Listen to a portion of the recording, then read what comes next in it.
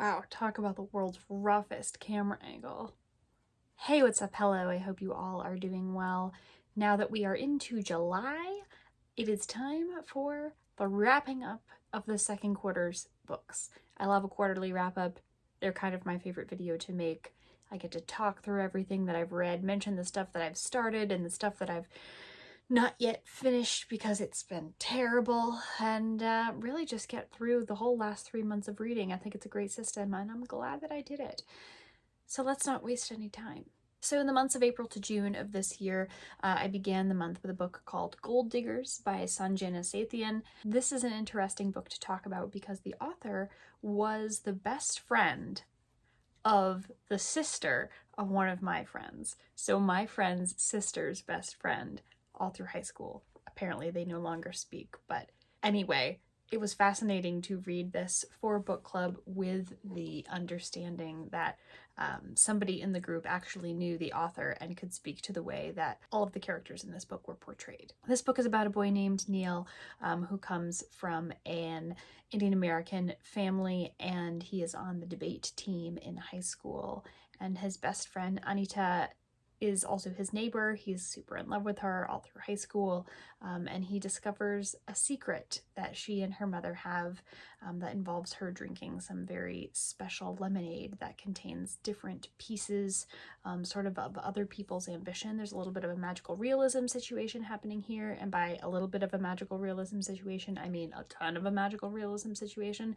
So those of you that know a little bit about me and my reading know that this probably was not a book that I was going to love. So Neil gets through high school and he just continues to need the help of this magical lemonade that Anita and her mother brew, and he has to go on a little bit of a quest into the vestiges of his life in order to figure out how he's going to get that. The book takes place over quite a number of years, and I think it's like 10 or 15. There's some alchemy going on, hence the magic. Nobody in this book was particularly likable, and during book club we actually got to pick apart where the potential self-insert character of the author was, whether she meant it to or not. Having somebody who actually knew the author growing up, they could comment on where those tiny pieces of the author's personality may have been put into play, and who other characters in the book might have reflected from real life, even though there are always those disclaimers in the front of books that suggest that that doesn't happen. It's impossible to really leave that out entirely, I think, in a situation like this where you're writing from what you know. So the author herself was on the high school debate team, as is the main character in the book. This book really opened up, I think, for almost everyone in our book club, the whole world of high school debate, which I knew a little bit about, but wasn't part of that specifically. And it is a whole capital T thing. It is very intense. People are ultra committed to it, and it can 100% like put you in a special path to go on to if you go to university afterwards. So we learned a lot about debate. The writing of this book seemed to get a little bit more frenetic as the book went on, and I don't know if that was meant to reflect one of the characters' drug use or not, and his sort of inability to continue to narrate in a reasonable, rational way, or whether there was just kind of a decline in the writing altogether. But overall, there was nobody in this book that I found to be a particularly likable character, nobody to really root for. Several of these characters were manipulative in a variety of different ways and for a variety of different purposes. I do think that it's still a very interesting book, and if anything about it has intrigued you, definitely give it a read. It's not one that I would skip over. I'm pretty sure I even gave it 4 or 3.5 stars. The ending and the latter half isn't quite as great as the beginning, but it's still an interesting portrait into culture and human motivation, and why we do the things that we do and who we do them for and who we're really living our lives for at the end of the day. The next book I read in April was Carrie, Soto is Back by Taylor Jenkins Reid. This book seems to be the first like real portrait of someone in real time that we get. So the 7 Husbands of Evelyn Hugo, that she also wrote long time ago, that's really one main character looking back on her life. And this book is more one character, you know, we're seeing it from the present perspective, her current perspective, in the time period that the book is set. So Carrie Soto is a massively famous world champion tennis player in the 80s and 90s, and she is confronted with somebody who is young and upcoming and is looking to break her record, honestly, for the most some kind of tennis titles. I learned a lot about tennis and then promptly forgot it all while reading this book, and so she is sort of motivated based on somebody about to beat her record to go back and say, hey, I'm back in the game, I'm coming out of retirement, my body is different now, but I'm still gonna maintain that record and see it through and not let anybody get ahead of me. So that's what she does with her father as her coach, and it is such a fascinating look at Taylor Jenkins Reid's writing when you aren't having to flip between character to character and just only get one perspective. I think it made the writing a lot more accessible. It was a lot easier to read. It was easier to feel sympathetic toward Carrie. It was easier to understand her motivations when you're not having to sort of see both sides of the story. You can really draw out what one person's experience is like, as opposed to having to create a plot point or a scene and then describe it from multiple people's points of view. So that was nicer to see, I think, than jumping back and forth, particularly when compared to something like Daisy Jones and The Six. You don't have to have that shift. You don't have to create something so nebulous that people might remember it differently. You're only getting one person's perspective, and it was nice to see that coming from her. However, I understand that there has been some debate about whether or not this was an appropriate book to either be written or to be published, and that's particularly because Taylor Jenkins Reid, as a white woman, is writing from the perspective of someone whose lived experience she doesn't have. It's up for interesting debate whether or not this should have been published and why publishing houses are continuing to publish works that are written by white women that are from perspectives of folks from different races and ethnicities, and why we're not giving those publishing opportunities to folks who are those different races and ethnicities and have those lived experiences instead of having them written through the lens of a white person. So there's some questions there for publishing houses, and I know that debate has been going on for a while, and it certainly does come up in this book in the way that it's addressed, and the mentions that the character makes to her heritage, to her culture, to her father, and the way that she views herself in a very white space. Third on the list was Romantic Comedy by Curtis Sittenfeld. This book was basically a send-up of Saturday Night Live and what it's like to be a writer who falls in love with a guest / musical host, and what their relationship is like. The book is what it says it is. It is a romantic comedy, so you sort of have to have that idea in mind going into it. I've seen some reviews of this book that suggest that it's trying to be like a rom-com but smart, or like an ultra witty version of something that is generally quite formulaic and basic, and I don't necessarily disagree with that. I thought this book was a nice illustration of what it's like to be someone with truly deeply ingrained limiting beliefs and very serious case of self-doubt. There were multiple times throughout the novel where I wanted to just shout at the main character and be like, right, you're doing it again. You're doing it again. You know why you're doing that, and you're not making any effort to stop. So how are we going to get through that? I wanted to be her therapist and help her through all of these like very deeply ingrained limiting beliefs that she has about herself and what is possible. And of course, it is that self-doubt and lack of self-confidence that leads to the inevitable romance novel miscommunication that screws everything up in the end, right? And that happens a few times throughout the book. Interestingly, sort of the first third of this book, where the main character is describing what it's like to work at the television show called The Night Owls, or TNO. So she's describing what it is like to work there, and it's much more plot driven. She's taking you through, okay, here's what's happening, it's this day, and like I'll take you through an entire week cycle of working here, and all of the necessary like rewrites and pitches and meetings and rehearsals with guests and making choices and producing sketches and everything like that. So it's very plot driven. There's a lot that's happening because she's taking you through the activities of 1 week at the show. And the other 2/3 of the book are very much more like a character exploration and introspection and the inner machinations of like what is making her make these choices and tick, and then this becomes the second book that I have read so far that addresses the recent pandemic. Just tosses that right in there and brings it to the fore, and the characters work through that as we all have, right? So you've got this very first, like, strong, everything is normal, detailed version of a plot-driven book. Then you've got the insert of the pandemic, and then you've got this introspective part where she's working through a bunch of stuff.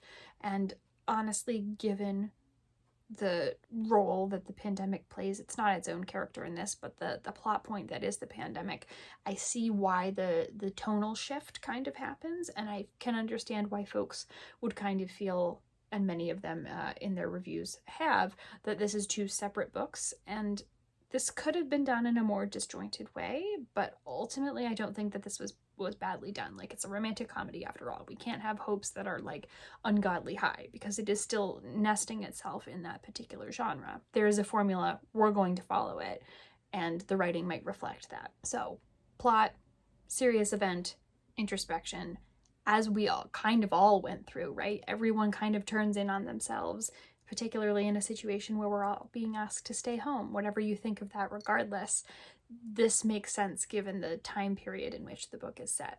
I think I gave this book 4 stars. There were a lot of folks on Goodreads who I saw that felt that this was quite poor, and I don't think that that's the case. I think you kind of have to look at perhaps why it feels disjointed, and then think about how disjointed it could feel if it were actually written poorly, which it's not. Now, the 4th book I read was a book that was lent to me by a friend. And this book was lent to me some time ago. It's been sitting around waiting for me to read it. What she said to me when she gave it to me was that, you know, it's cute. And it's probably not the best book in the world, but it is cute. The book is called Mr. Perfect. It does not have a dust jacket or anything. The book is called Mr. Perfect. And this is by Sheila McGarren. I'm not going to hold it up, but the picture will be right here. This book is about a woman who moves into a new apartment on the West Coast in Canada. It's very, very, very, very, very big apartment. She's a rich lady. She's a dentist.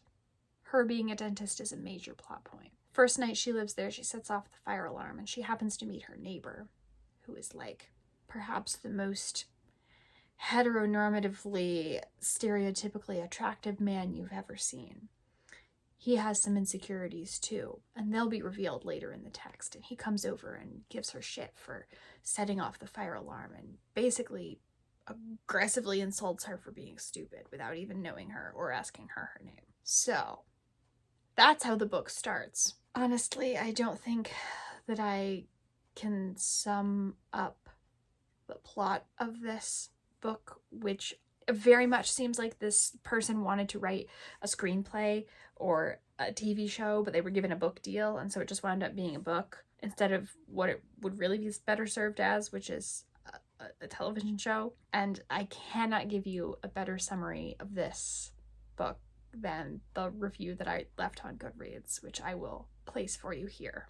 I'm sorry, this is so under and overwritten. It's also just an offense to feminism, and a guide of how not to treat other people. The way it's written, it would work better for cinema, except we got a book instead of a TV show. Mr. Perfect. Far from perfect. 1 star. The last book of this quarter was called House of Tristani by Hannah Rothschild, and this book I picked out for book club because, 1, you know I love a family drama, and 2, because it kind of reminded me of Downton Abbey but brought into the mid-aughts. So this is a book of the Trelawnys, who are living in their 800-year-old property in Cornwall, in England, and their house is absolutely falling apart in the most literal sense of the word. Like, they can't keep the heat on.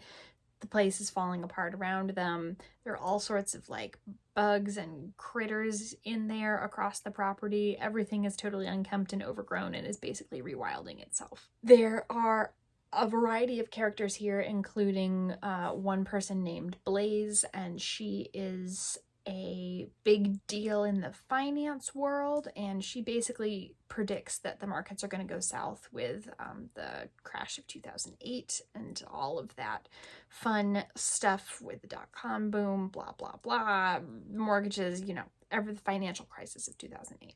So she predicts that that's going to go south. Nobody believes her. She winds up being right.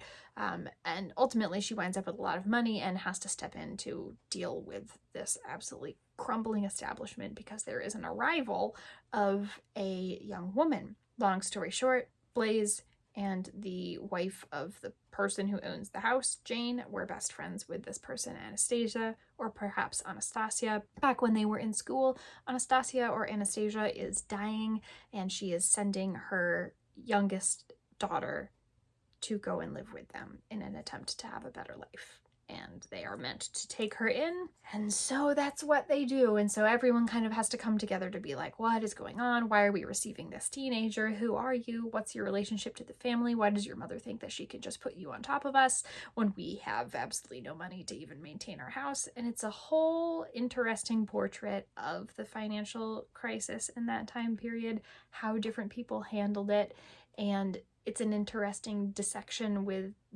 shades of Brexit being tossed in here and there, and folks' understandings of the aristocracy and all of the different class distinctions in the UK. It's an interesting read. Not a lot of folks in my book club liked it. I didn't think it was that bad.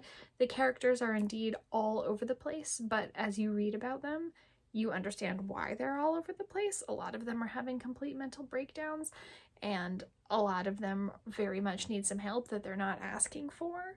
So you can kind of understand why the writing reflects their mental state. I don't know that I would necessarily recommend this book, but I did find it fun. I think at the end of the day, I would just watch Downton Abbey instead, and I think by doing that, it would remove me from the situation a little bit more, because this book, being set between 2008 and 2010, was almost a little too close to home. It was too real, some might say, but there are perhaps some other interesting morality tales that have come out in the news lately that might suggest why the extraordinarily wealthy might not be the best folks for leading us into the future. Who's to say? Those are the books that I read in quarter 2.